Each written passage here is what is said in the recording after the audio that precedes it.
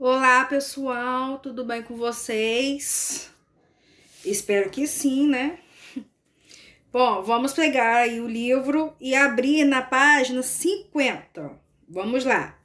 Só para a gente poder fechar aí a parte de exercícios do momento de leitura 1, que a gente pulou essa página. Aí eu tô voltando a ela só pra gente poder fechar aí a parte de exercícios, né? Concluir, né? E ficar tudo certinho. Página 50. Enquanto isso, né? Vocês abram aí a página 50, só para relembrá-los, tá? Das atividades e da leitura do livro paradidático, Ética e Poder, né? Que foi aí, né, para vocês nesse segundo bimestre, tá? Dessa vez não tem, né, o encarte, as atividades estão dentro do livro. Esse caderno de anotações é para vocês fazerem, né, de acordo com o que tá pedindo, né, em relação aí ao nome de prefeito da cidade de vocês, né? São perguntas pessoais, né? Ano eleitoral, né? As propostas e tudo mais de cada candidato, né? Então, tudo isso daí está relacionado a esse caderninho aqui e, né, ao nosso livro paradidático, né? Que traz aí, né, importantes reflexões e debates sobre problemas da sociedade. A gente vai, né, na medida que for lendo aí, né, a gente vai vendo, né, essas situações aí. E um dos objetivos, né, que tem esse livro, né, a leitura dele, né, está voltado aí, né, à conscientização de direitos e deveres, né, da sociedade, né, das pessoas, né, principalmente em relação ao voto, né, ainda mais na idade aí dos jovens, né, que alguns votam, né, já desde 16 anos, se eu não me engano, né, então podem votar, né, podem exercer aí, né, o dever de votar, ainda mais, né, nessa dificuldade que nós estamos tendo, né, em relação à política, né, mas temos que exercer aí, né, o nosso legado aí de eleitores, tá? Então, esse livro traz, né, assuntos, né, sobre, né, os deveres sociais, né, em específico as eleições, né, tudo voltado na área da política. Então é muito legal, ele traz assim alguns exemplos de candidatos e tal, né? Nenhum candidato assim coisa não, pessoal. Só sentido mais figurado, né? Tem Martin Luther King, enfim, fala um pouco sobre cada aí, né, eleitor importante que fez história, né, exemplos, né, de pessoas aí, né, de cidadãos conscientes, né? Então a gente vai ver muito disso aí na leitura desse livro. E dentro dele tem as atividades, que é o que vocês irão fazer, né, como nota de trabalho, tá?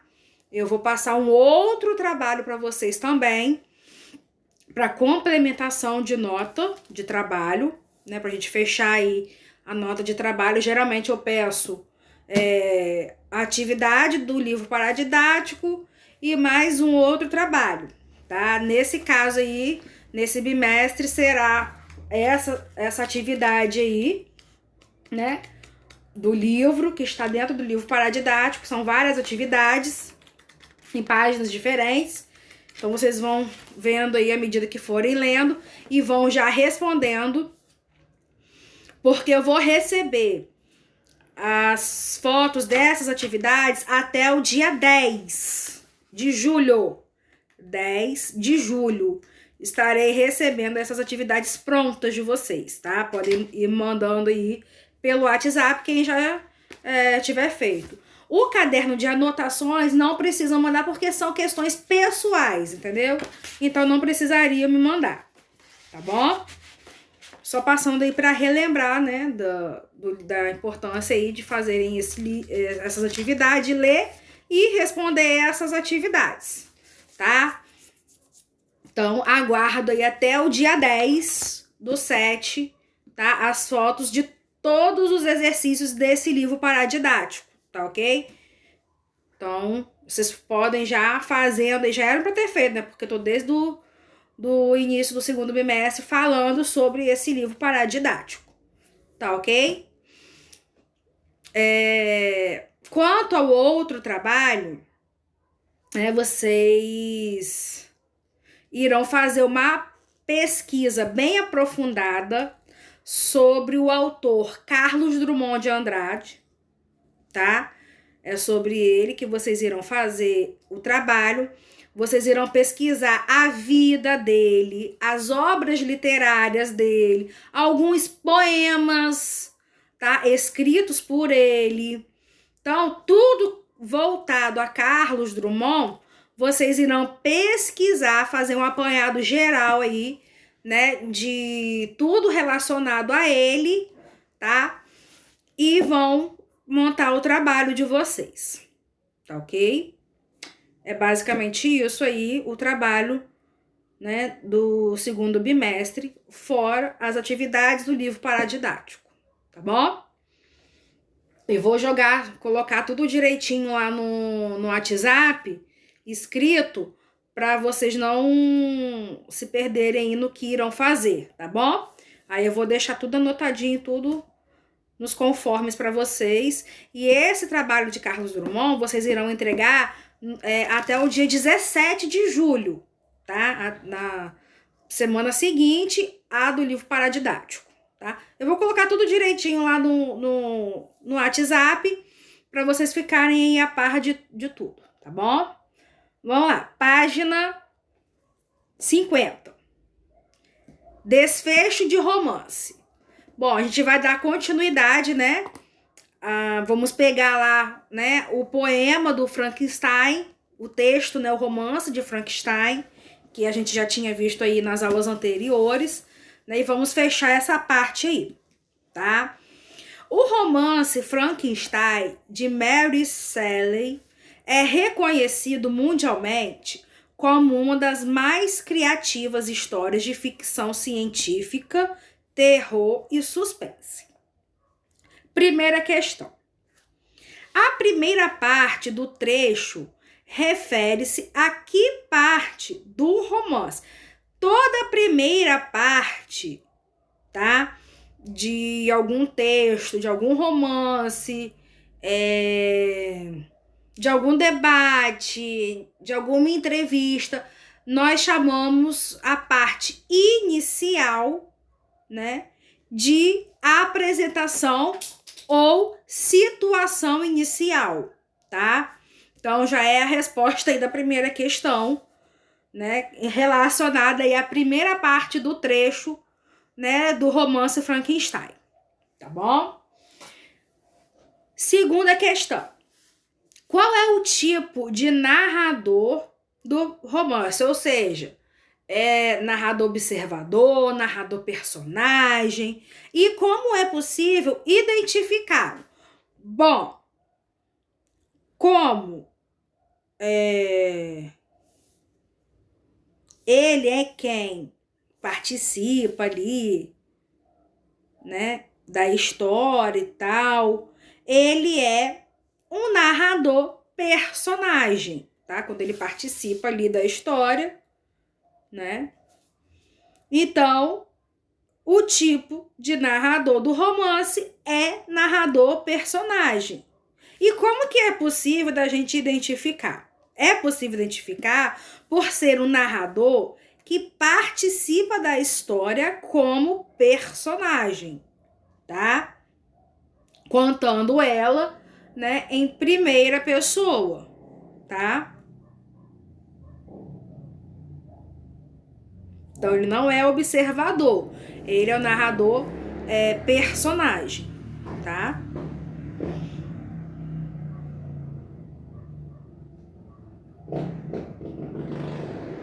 Então vamos lá, a resposta à segunda questão.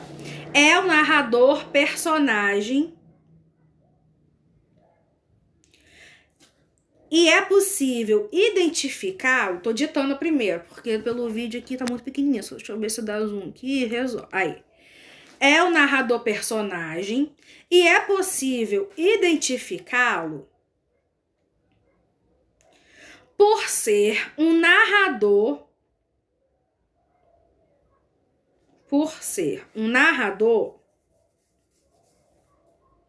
que participa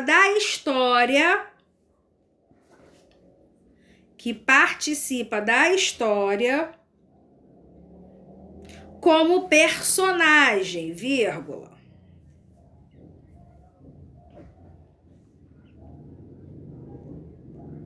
Contando-a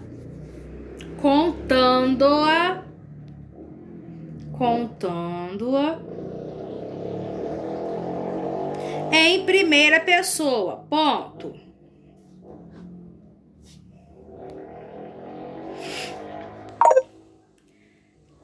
Terceira questão. A narrativa é contada no presente, no passado ou no futuro? No passado, né, gente? Ele, né, quer ver? Ele relata, né? Ó, tornaram-se, ocuparam-se, né? Ganhava. Deixa eu ver mais o que.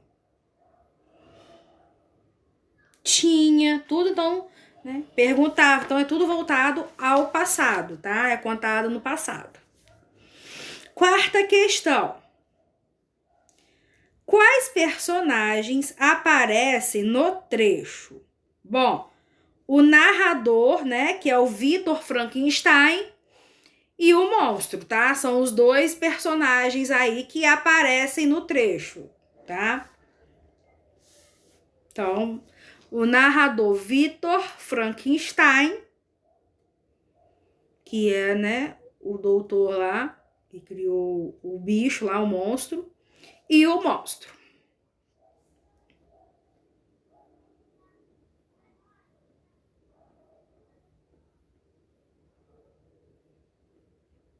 Quinta questão. Qual é o fato narrado que dá início ao conflito do romance? Então, o conflito é aquela parte, né, de medo, de que tudo vai dar errado, que tudo tá dando errado. É o confronto, né, da história em si. E é a parte do nascimento do monstro, tá? Que dá ali o início, né, ao conflito da história. É quando o monstro nasce, né, que é ele, né, vê que tudo deu errado, que não era da forma como ele esperava que o monstro fosse nascer, né? Saiu ali de maneira errada a fórmula, né? Então, foi nessa parte que iniciou o conflito da história, tá? O nascimento do monstro. Essa aí é a resposta da 5.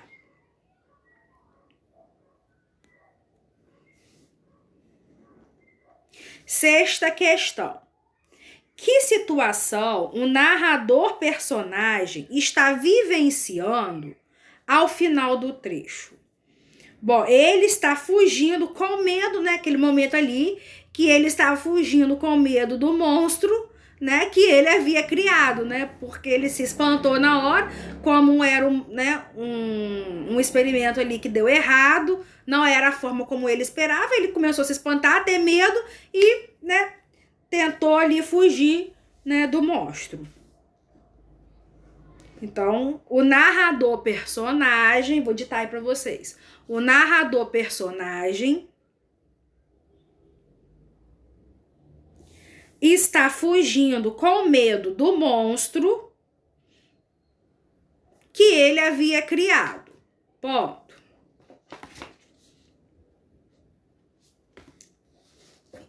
Ok? Sétima questão.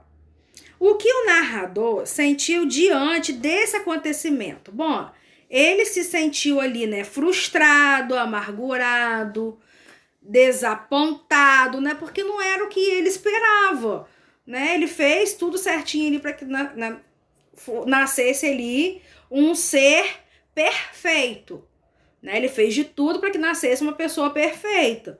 Só que saiu tudo ao contrário, né? Então, a hora que ele viu aquele monstro, né, ele se sentiu ali desapontado, né, impotente, amargurado, né, por conta, né, da frustração, né, do monstro ali que ele criou. Então, ele sentiu amargura, desapontamento e frustração, tá? Essa aí é a resposta, né, da questão 7. Bom, pulando aí, vamos para a página 73, tá? Página 73, quando vamos falar aí sobre o discurso direto e o discurso indireto, tá? Que ele faz parte ali, né, a mistura da literatura, né? Você precisa usar os textos para saber se é um discurso direto, quando é um discurso indireto. Então, tudo está voltado à textualidade, tá? Então, a gente vai usar e aproveitar para usar o texto do Homem Bicentenário, né? Para destacar, né, os discursos direto e indireto, tá? Abram aí na página 73. Vamos lá.